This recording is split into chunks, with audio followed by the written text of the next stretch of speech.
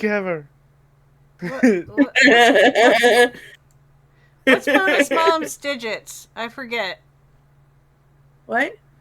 I'm talking to Pixel. Oh. I can't remember. We do I that. can't remember the numbers at the end of bonus mom's thing, so I can't shout her out. Because I don't remember anything. I'm terrible. Because we're a tag team trying to get through life, so we had to have matching gear. Yeah, this is my shocked face.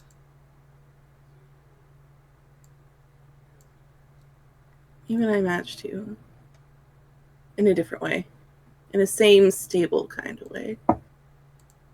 The Terror Twins. Dark heart kind of way.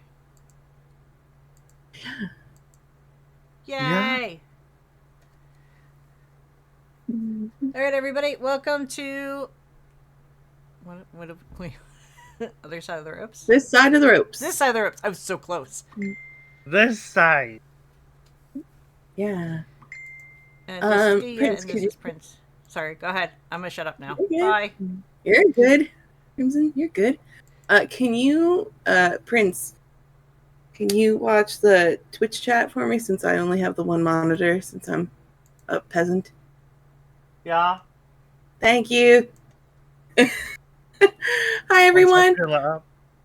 Oh, if it's hard, it's okay. Go ahead. Hi, everybody. I am It's Tia the Bard. My pronouns are she, they. I am a content writer here for Real Women of Gaming. I am also on our social media team. I take care of our coffee and our Tumblr. And my qualifications are that I have a degree in history. And at some point in middle school, on a very special summer night, I watched China throw a man, and my brain chemistry got altered forever. So, which is very valid. super valid. China. Yeah. And this is my partner, Prince. Hey. My qualifications are I saw Drew McIntyre chop C3 right in front of my salad, like face to face. And then on the same night, I saw China throw a guy out the ring, like gorilla press, like right onto the floor. And that changed everything. For Real Women of Gaming, I do the website stuff, mod stuff, and your resident pain in the ass. In the best way possible. Also, our wholesome moment is that this is our friendiversary, and that we became friends at TogetherCon and cemented our friendship by watching WrestleMania. Thanks, taking that whip. Oh, I felt trauma. Bringing me back into wrestling, because I break up and then get back into it. But I think I'm going to be into it for a while now, because it's been a few years again. But yeah, so this panel is a little bit about the history of wrestling. I will try not to speak too fast, but it might happen. We ran. This is also an adult panel. We both cuss a lot. So much. I'm fucking Scottish. He is Scottish. Yeah. And generic trigger warnings, sexism, possibly homophobia, possibly racism, and definitely going to be talking about the sexual exploitation of folks. Because unfortunately, that's the thing. Humans. I will try not to do too much of that, because there's a lot of joy and wonderful things in wrestling as well. But so this is it. We're going to talk a little bit just about the history of wrestling and how we have gotten to where we are today. And then we'll open it up to questions, comments, and it's just going to be cool. We're going to have a good time. So take my hand. All right. Tag us in. All right. So, as we all know, wrestling for entertainment started in ancient Greece. And it then evolved from there. It became an Olympic sport. And the first... Where's my notes? The first Olympic game in Athens, where wrestling was happening there for entertainment and for a prize of a shiny, shiny golden medal, was in Athens in 1896, and Carl Schumann won by tossing his English opponent, who was much taller than him. And my source for that was NBCOlympics.com. But wrestling, it had a really interesting way of evolving from ancient Greece and then this more respectable form of Olympic wrestling to what we know today. I don't think that it's going to be any big shocker to anyone that really a lot of its roots come from sideshows and circuses. Wrestling to this day still has a very circus feel. It's great. Love it. It's big, it's loud, it's colorful, it's over the top on purpose. It has wild storylines. The folks who do it travel around. It very much has kept that kind of almost like Best Showman vibe. And also, interestingly enough, this was a way that women were able to kind of almost be in show business, was through these sideshows and these circus acts where you would have a strong woman and she would do these feats of strength, scantily clad, of course, because titillating. But it was a great way for women to start breaking into doing something that was outside the home. And it wasn't, yes, it was shocking and yes, it was scandalous, but so was acting, so was being a writer, so was singing, opera, ballerinas, everything that we now are very much like, this is an elevated art. That was scandalous for women to do. Regis. And dangerous. Honestly. So we have both of these sides of the coin in the late 1800s and the early 1900s, where you've got respectable wrestling, but it is only with men and only from like white countries. And then you get to have the other who are performing these feats of strength. And at some point, they do start to merge together. And that is more so in the 1930s and the 1940s. That is when we start having in America all of these little territories pop up. This is kind of another neat thing about wrestling, is that so different towns, different states would have their own wrestlers. They would have their own promotions. And so sometimes it was just like these little rinky-dink rings, and sometimes it was like a big auditorium sort of a place. It kind of depended on how much money they were bringing in. And then all of these performers would also go on the road, and they would get permission through their agents and through the people who helped represent them to go to these other territories to wrestle there. And that was a great thing because it helped get everybody more money, and it helped build bigger storylines, and it helped to move titles around and to build notoriety for the talent. It also was a colossal pain in the ass, because if you had a weird feud between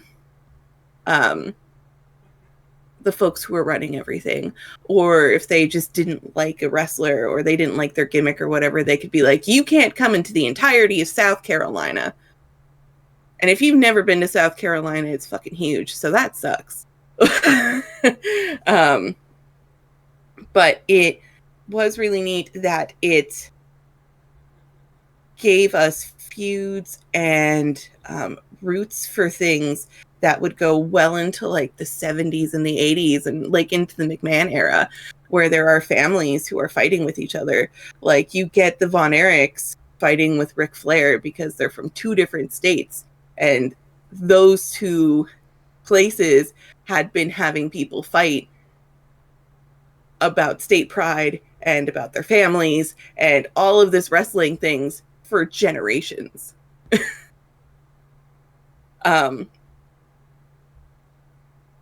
So that was something that was really, really neat. Again, this was a very white male scene. There were some women wrestlers, though. If you want to think about like Mae Young or Mildred Burke, those are 2 of the big ones. And they were very strong women, and they really were dominating in the late 30s into the early 40s. And Mildred actually went on a tour to Japan with a wrestling troupe. And she loved it so much that she left America and went over there and lived there and trained people there. Whereas May stayed here. Which gave us a very interesting and weird shift in women's wrestling. Unfortunately for the women at this time, this was very dangerous. And not just because you were doing stunts and you were hitting really hard and there was even less mats and padding than there is now. There also was a lot more real knocks, right, like up into the 90s, and especially at this time. But the people who were supposed to be protecting women specifically were not protecting women on the road. A lot of them were being sold out to other promoters, or if you wanted to wrestle that night, there was a good chance that was something like that would happen to you. I do think that's one of the reasons why Mildred left. She also wanted women to be able to have this very hard-hitting style of wrestling, which is why if you watch Japanese female wrestlers, savage, they're wild. Savage. They have some of the most ridiculous finishers ever, which are used by so many other people now. But if there's a really zany, weird finisher, odds are it probably was being done by a very tiny Japanese woman in the ring first. Especially just because with the UK and with the US and Australia, there's so much in the indies where you want to get to Japan, and that's a really great place for you to learn and to grow, and it's all kind of this big circular thing now, whereas before it was all being built. And so Mildred Burke really helped to build these generations of really hard-hitting, amazing women who were innovative and did all this really cool stuff in the ring. And Mae Young, there's a lot of really nasty rumors about how she treated the women. I do not know if they are real or not. I don't have a time machine. I'm not allowed to have a time machine. I would not use it for good. Yeah, it's fine. I mean, I'd use it for my good. My good. I also, despite having read so many Flash comics, would change history. So I cannot tell you definitively what happened with this woman. I do know that women's wrestling in America became a lot softer. And it became geared more towards being a valet, which is fine and totally cool. But if you're going from fighting to try to fight to be in the ring, and then all of a sudden you're being told, no, you're going to put on a pretty dress and you're going to be the person that these 2 men are fighting over, that's a pretty big shift. And that's a hard shift. And that is a difficult shift that we were dealing with as wrestling fans and as women who are coming up and through the indies and things like that still. And again, I want to say there is nothing wrong with being a valet. I love so many valet characters. I love that there are so many women who get to come out and be beautiful and just cause chaos around the ring. And men, just come out there and fuck some shit up, Fuck it up. make things happen for your team, that's great. Be a menace. Be a menace. But if that's not what you want to do originally, I'm not here for it. And that's where things get kind of difficult for women for a while. However, we are now reaching this kind of really cool, almost like golden age for wrestling in general. Team Chaos. Hell yeah. Yeah. We are Team Chaos. Our motto is be a menace. And our theme song would probably be something with I'm petty. No.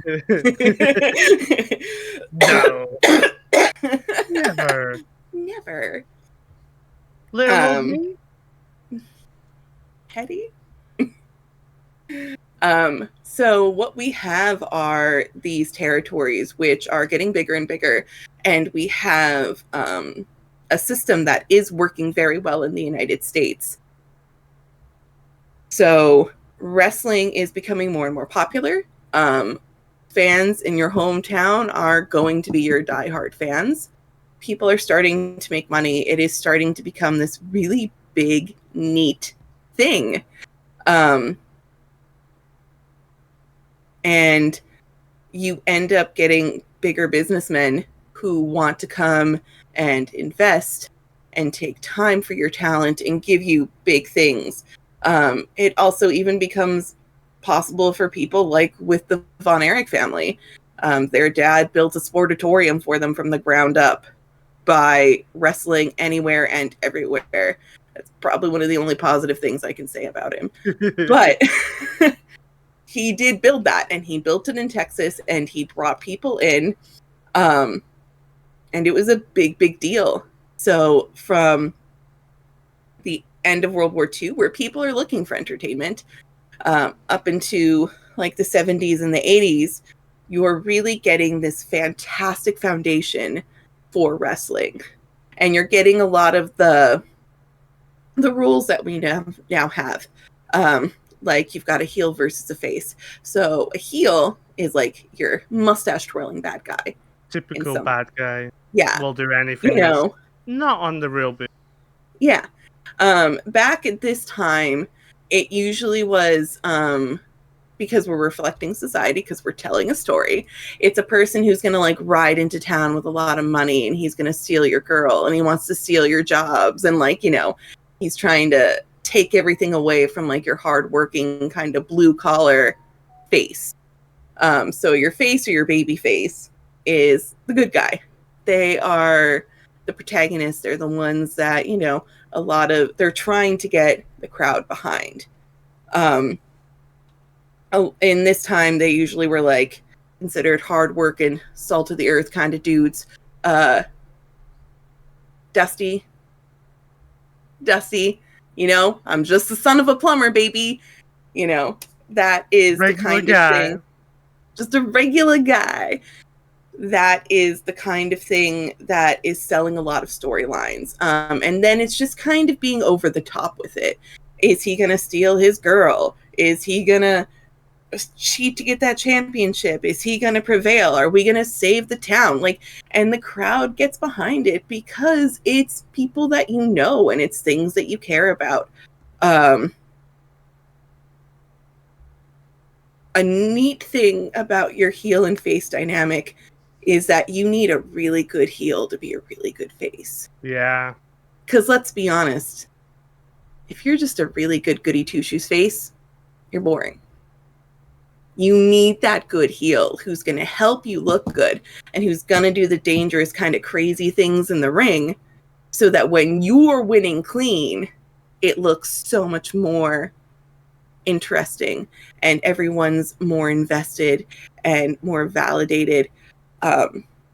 In wrestling now, a lot of those lines are kind of blurred. Like you'll have someone like Finn Balor or Damian Priest. He throw out some like really big names right now. Who 1 minute, you know, they'll be like really good, really good, bad. And then they're really bad in like the next sentence. Like Damian Priest just had a great promo with Jey Uso where he was talking about how this time last year they were at a bar together and they were like, we're going to go up next and we're going to be next. And then he turns around and is like, I'm next. I'm the one who's next. It's all me. And you like, we in the crowd, you could hear everybody was just like, because he did it so well. And we kind of love these almost anti-hero gray area characters where there are faces who are kind of dirty though too, just because our storylines have gotten a lot more complex. But at the end of the day, you still kind of have your face versus your heel, and there's somebody who's always just a little bit worse than the other person, who's willing to go just a little bit deeper, a little bit darker. And that is the basis of your storyline. It's always going to be kind of good versus evil. I see your question, Nymphy. But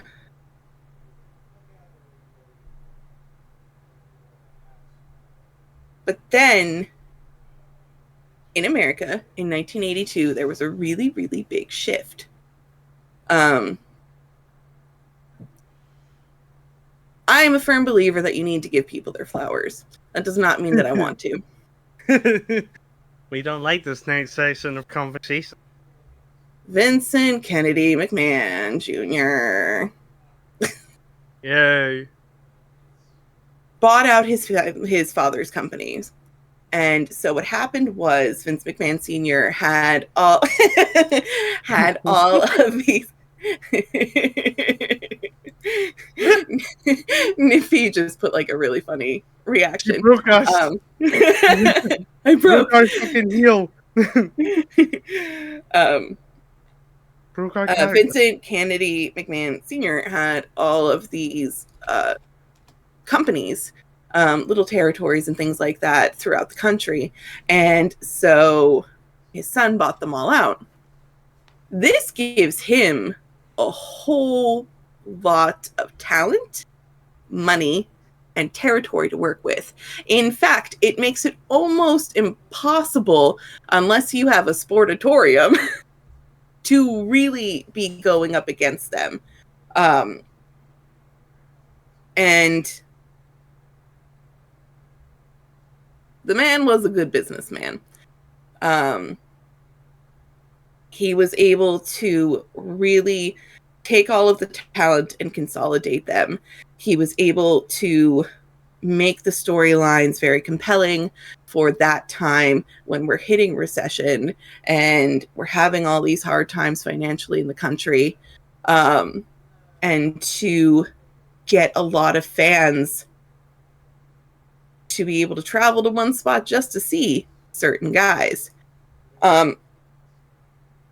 He then also was the first one in the States to really start putting things on television, to film his product and to put it out there to the masses. Now, we've said that. We've given Vince McMahon his flowers. But don't worry, because I'm petty. I found out a thing. Woo. New Japan World Wrestling, 10 years earlier, 1972, did the same thing. They consolidated. They had a whole lot of their own territories. And in 1973, they had their first broadcast on television. So he wasn't the first person in the world to do it. Like everybody likes to say, New Japan was. And we can all take solace in that. Yes. Victory. I will try not to do a whole lot of slander because that's not what this panel's about. But what we are as people, though. Yeah.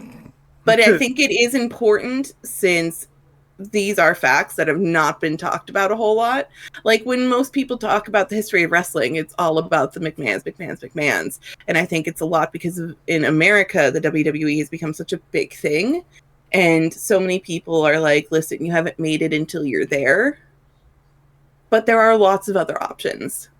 And lots of people have been doing things successfully maybe even better, longer. And we're going to get into that a little bit more. But so here we are. It's the 80s. Now we've got wrestling on live television. Now we've got people telling kids to eat their Wheaties, to take their vitamins. Kids are involved. Families are super involved. It is becoming this huge industry where now wrestlers are also becoming movie stars. They're also being used to sell products. And this is such a big new thing. It's also such an incredibly 80s thing to happen at that specific time. To take these people and your product and to make it so saturated and big and bright and colorful. So we know it's happening in Japan. We know it's happening in America. But Bard, what about the women? Well, a lot of the women are valets. You've got a lot of Miss Elizabeths. And that is nothing against Miss Elizabeth because I have nothing but respect for her. But Miss Elizabeth was considered the first lady of wrestling. And they called her such in the WCW because she came out and she was quiet and she would cry and she would be there for the Macho Man. And there were women who were valets who were not like that. But it was a weirdly relegated role. And it had been for a while. But we do have something fun. In 1986, I'm really proud that I haven't been looking at my notes for any of these dates. 1986, we get Glow. Glow. Glow is the gorgeous ladies of wrestling. And it is an entirely female-run show. And it's neon. And it's bright. And it's weird. And it's fucking feral. It's so feral. It's so feral. It's these women doing the exact same thing that the men were doing. The same kind of gimmicks. So yes, some of them are racist. And yes, some of them are very much outdated now. But it was the first time that women were getting a safe space to be doing this themselves. They were able to develop their characters. A lot of them started off as actresses who came in and auditioned. And then they learned how to wrestle from the women who were there who already knew. Like there are reports that some of the women would even just like go and start like running into the walls because they were trying to like toughen themselves up faster to get to the point that the other women were at. It was wrestling that women in America had not been expected to do. It was hard hitting. There was top rope stuff. There was aerial things. There was big storylines, soap opera-esque storylines. It was everything that the WWE was, and then like bigger and weirder. Yeah, and that ran for 4 years into 1990. And some of those women were able to transition into other things, and then some of them didn't, which is very sad. But we would not have women's wrestling the way that we have it here in America without them. They really stepped up and they said, we can do better. And we're going to do better. Wrestle. We're not just Valley. Yeah. Which I'm so incredibly grateful for. And some of my favorite wrestlers from when I started watching in the late 90s actually came from that. Ivory was a Glow girl. And goddamn was she able to do things when she was allowed to in the ring. She was so good.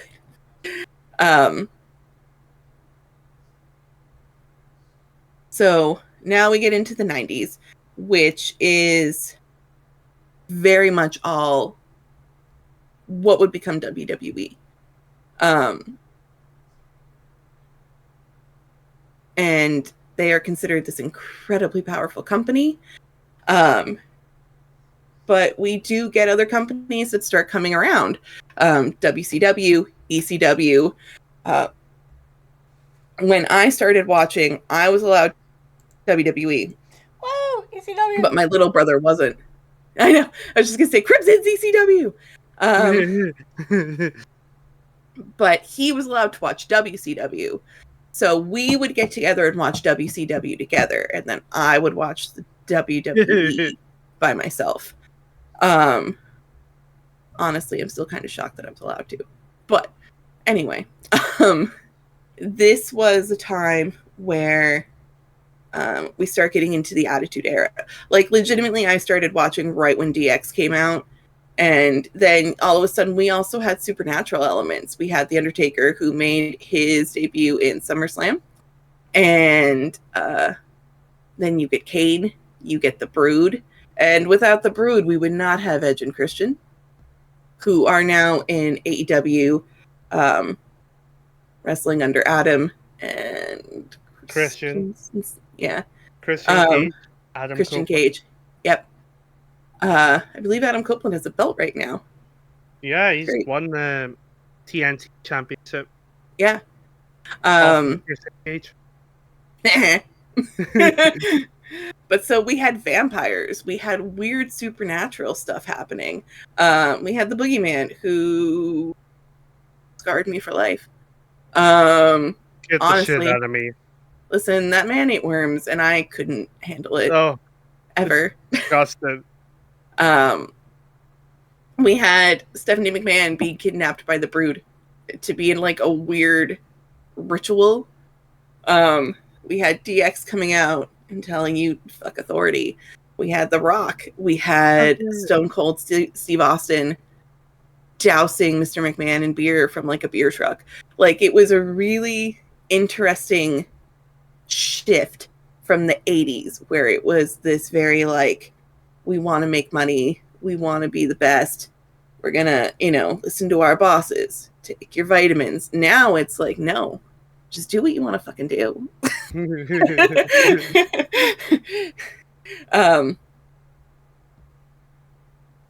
And I think that was a very great and necessary thing for me to see at that age.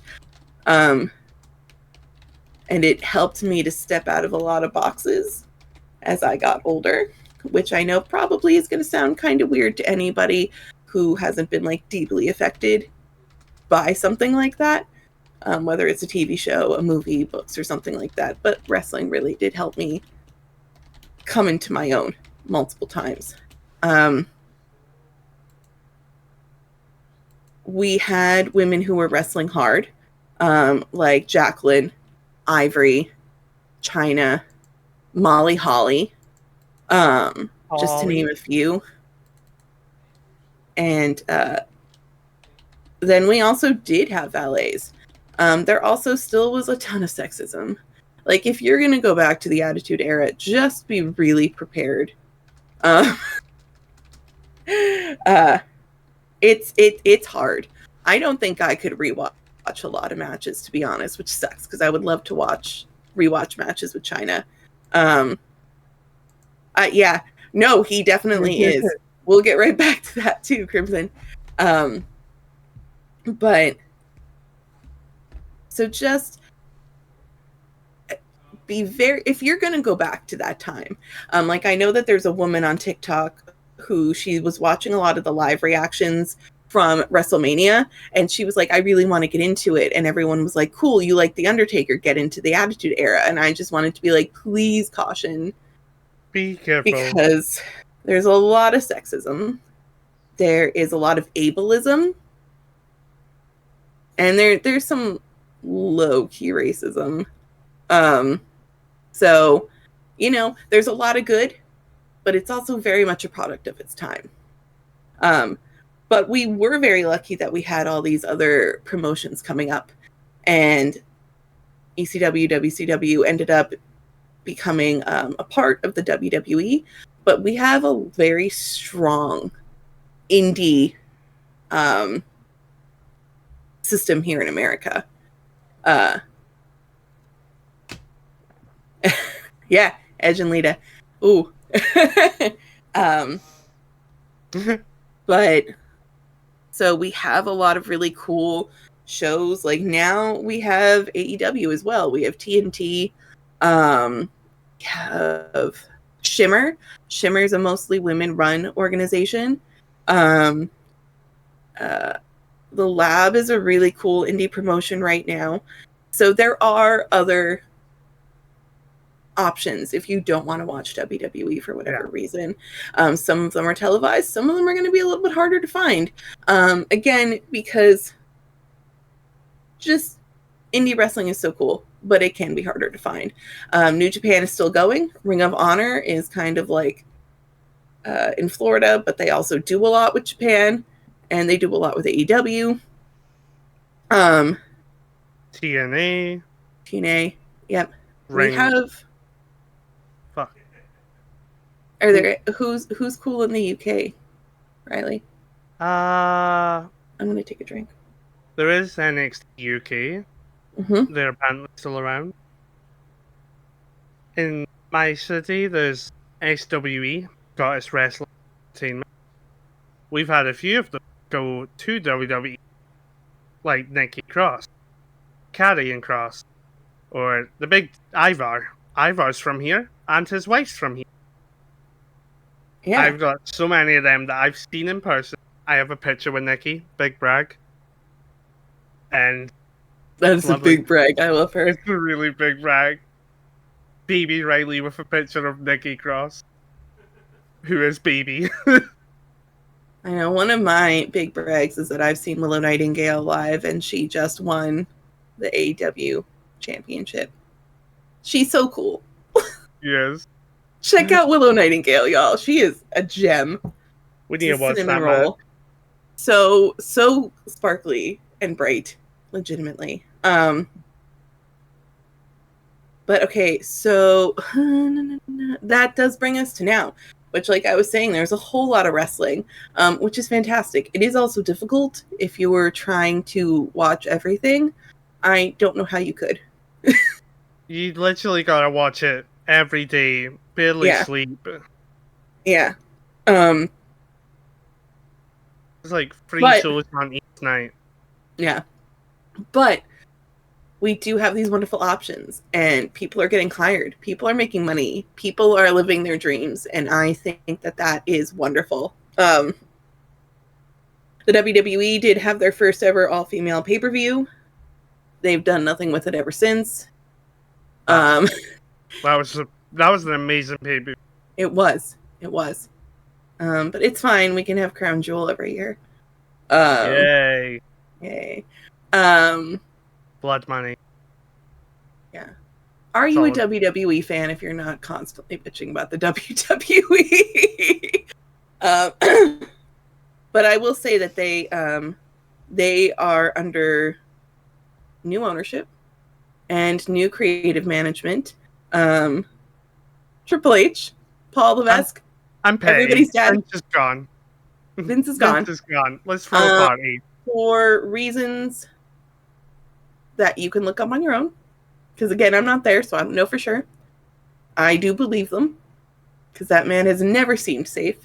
Right. But what was I saying? Triple H, our weird dad. So many of us are weird dad. Our dad. Who taught us to fuck authority. He's creative in charge. And it feels like a breath of fresh air. This last WrestleMania was probably my favorite WrestleMania thus far. Right? It's been the best one in years.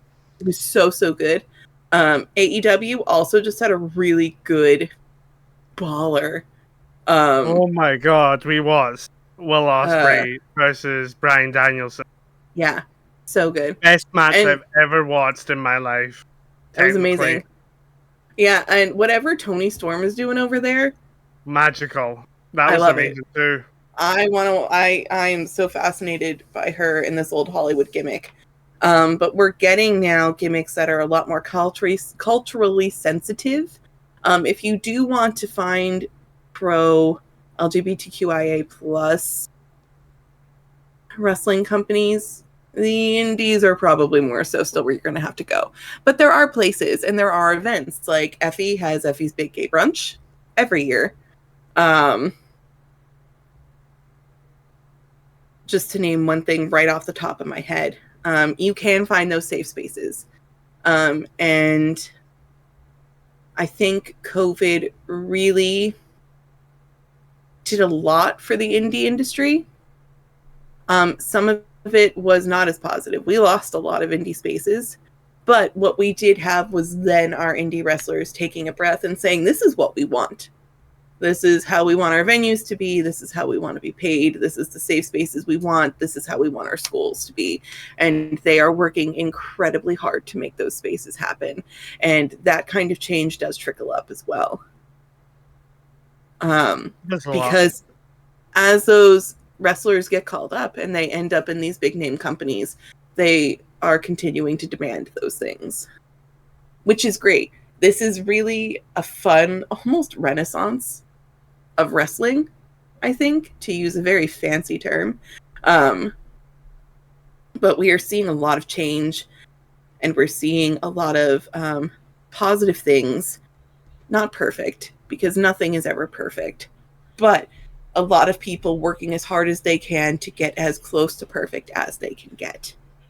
To make sure the spaces are safe for all of the talent, for fans, for students, to make sure that it is content that fans really want to see, to make sure that it is content that is inclusive. We still have a long way to go, but we are definitely so much further than we have been when little Thea, actually, it's Thea that's the same height as I am now. That is when I stopped growing. I've given all of my power to make this better.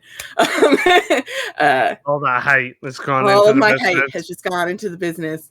Got to raise them up. I did. I gave Duke it up. said in the chat that you're making me miss wrestling. Come watch with us, Duke. We We usually watch every watch month. pay-per-views. Every month. You're welcome. Yeah. Anytime. Yeah. We host it It in is Real Women. okay. Go ahead. I was just saying we host it in Real Women of Gaming every month. Yep. Nymphy said it's okay to enjoy the positive while still asking for things to be better. Yes. Something that I have really embraced the last couple of years is that two things can be true at the same time. Also, multiple things can be true at the same time. We can have a lot of change happening for the better, and we can still need more.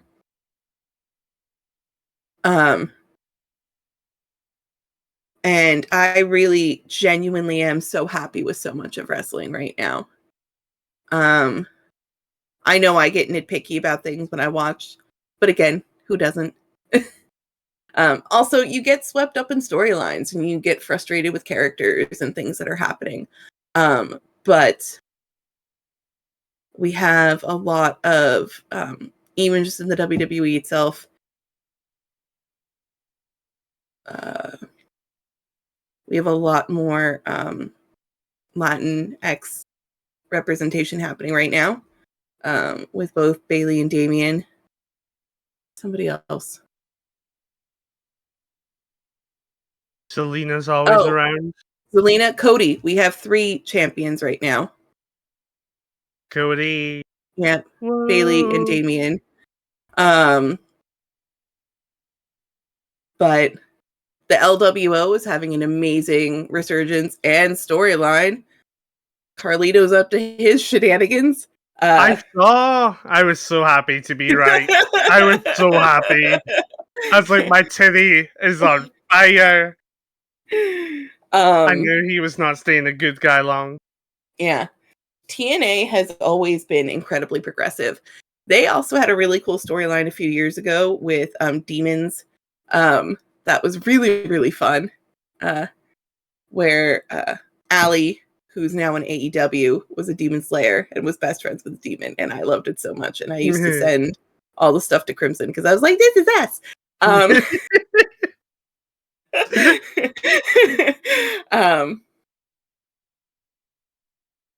And so TNA has always been really, really fucking cool. There's just so much good that's happening. Nymphy was saying that they watched their first luchador match in person and it was so fun. Yeah, listen, if you can go see lucha wrestling in person, do it. Do it. Oh my god, that's so Do much it. better. Do it. Do it. Just do it. Do it. Just do it. Just do it. This is me bullying you. It's the only time I will. And drink your water. Here's my advice. Keep your head on a swivel if you're close to the ring. The flippity-doo shit comes out. They come out. Don't be me. Don't be standing on a chair looking behind at the other people. Yeah. When somebody picks up a large black man and throws this 300-pound black man into the audience that you don't see, so you get slammed into by a 300-pound black man. Yeah. Yeah. Yeah. Yeah. Be on a swivel. I don't remember the pain. I just remember jumping up and screaming ECW and everybody went nuts. Yeah. As you should. I know when I was going to an indie place that is no longer around but was very lucha, we sat in the very front row, friends of mine, and they were like, just be really mindful of what's happening. And I was like, well, that's weird, but okay. Thank you for warning me, because I do drift away quite frequently, even when I'm happy. And I'm really glad that they did, because there were people coming at my legs. A man almost landed in my lap at one point. A man did land in my lap at one point. Got thrown. It was the Extreme Rules match. He got thrown off the ring straight into the thingy and just caught him. I was like, sitting on a chair and he's just in my lap. Yeah. Also, indie shows are just so fun because they're gonna mess around with you. They're gonna play with you. They are so excited to have you there. It's so cool. Nymphy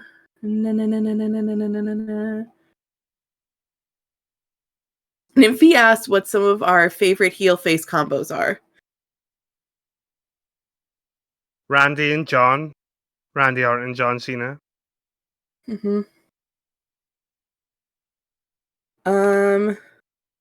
Let's see. Seth Rollins and Roman Reigns in a good and bad guy situation always bring out the best in each other, right? It doesn't even matter. They just switch it. Yeah. Yeah. I think some of my favorite. Yeah. Yeah, they're friends, they fight, they're friends, they fight, they're friends, they fight. They're great. I think if we're gonna go a little bit older, right? Some of my favorite, I really like.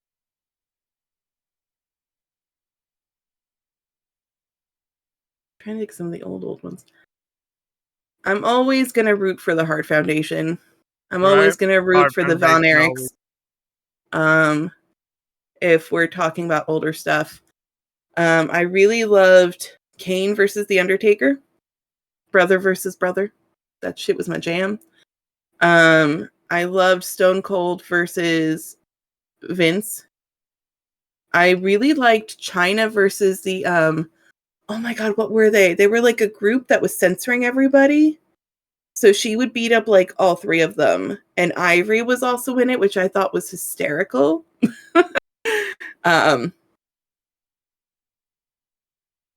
In WCW, I was a huge Sting fan. I was a big Wolfpack fan.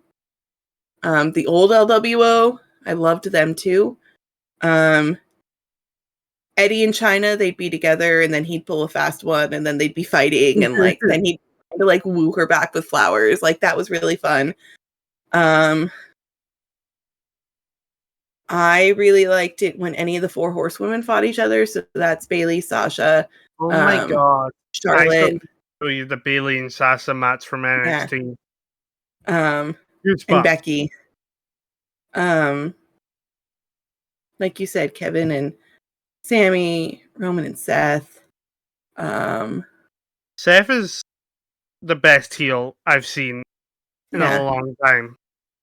Yeah.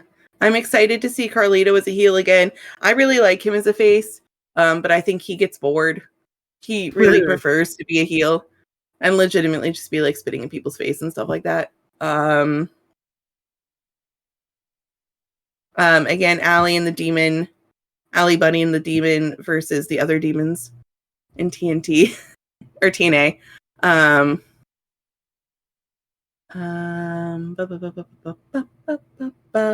I am very interested in Imperium versus the New Day.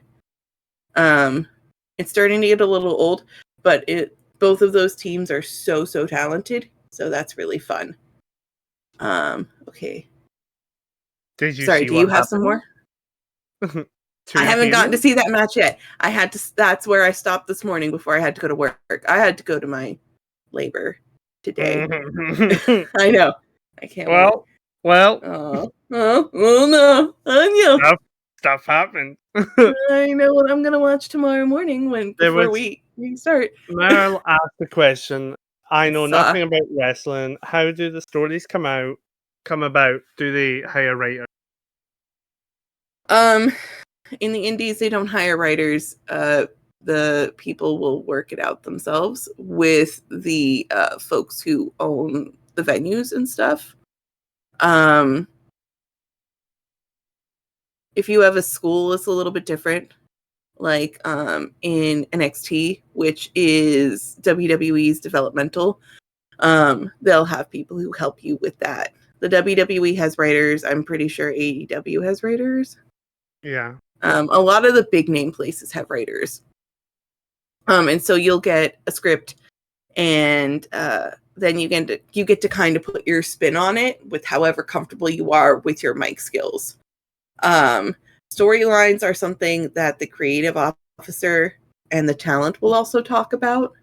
Unless you're Kevin Owens and Sami Zayn, because they're just always down to be friends or to be fighting, to be friends who fight. Like, they can kind of do both because they've been friends for so long. That's who's on our shirts, by the way. Boom.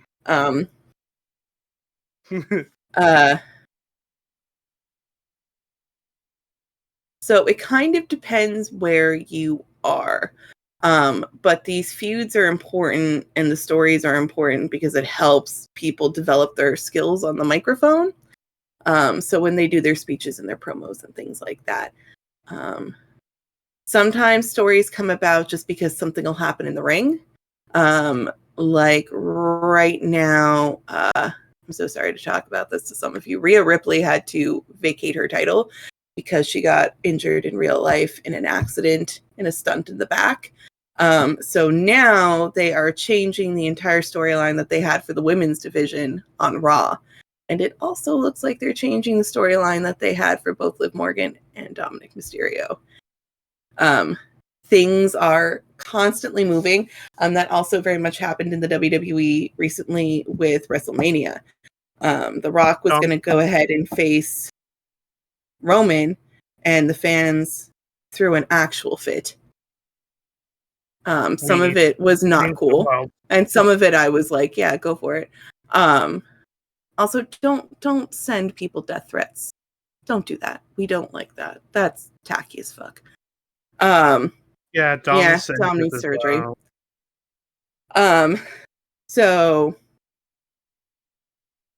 the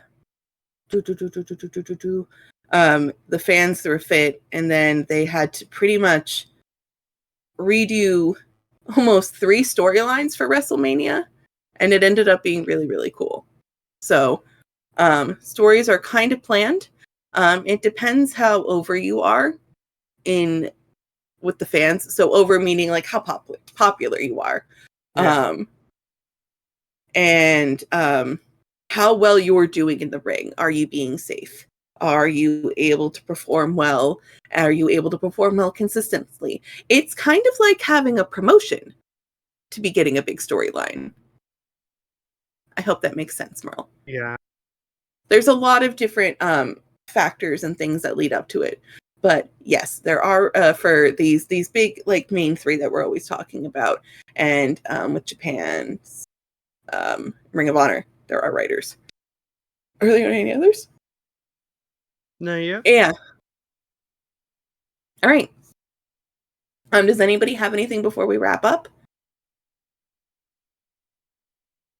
Oh, we were so close to being on time. I don't care. I know. Suck it. We still care. Suck it. I'm a All right, professional. Triple H. Thank you. You learned a lot of It's stuff not really today. an insult being called Triple H. Feels like a compliment. Yeah. Yeah, I screwed that up. Call me Shawn Michaels, then we'll talk. I was going to say, and she won't mention the other one. What other one? It was just Triple H. I don't know what you're talking about. Yeah, Triple H in China. I don't know. And then we got Rhodey and X-Pac, like, and Badass Billy Gunn. I don't know who you're Here's talking the about. extras. What? Okay, so thank you all so much for coming to our panel. I hope you had fun. If you want to know a little bit more in depth about the women's history, that article's kind of dated, but I do have an article. I should probably write a new one at this point. Wrestling. And that's up on our website. Coming up next, we have Crimson Pleasure talking about charities and how to run a charity event.